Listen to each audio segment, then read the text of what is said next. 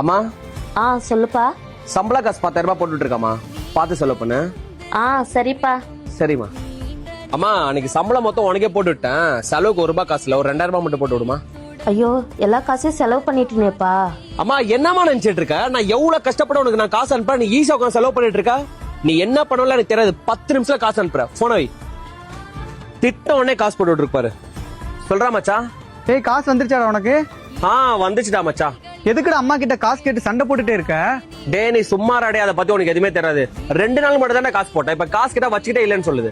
இப்ப திட்டோட எப்படி காசு அனுப்புது பாரு. நீ அனுப்புன காசை வச்சு அம்மா என்ன பண்ணுச்சு தெரியுமாடா உனக்கு? என்ன பண்ணுச்சு? நீ ரொம்ப நாளா ஆசைப்பட்ட பைக்க உங்க அம்மா உனக்காக கஷ்டப்பட்டு வாங்கி வச்சிருக்கடா. என்னடா சொல்ற? இப்ப கூட நீ கேட்டவனே 2000 ரூபாய் வந்துச்சுல, அதுக்கு உங்க அம்மா எவ்வளவு அசிங்கப்பட்டான்னு உனக்கு தெரியுமாடா? என்ன ஆச்சுடா?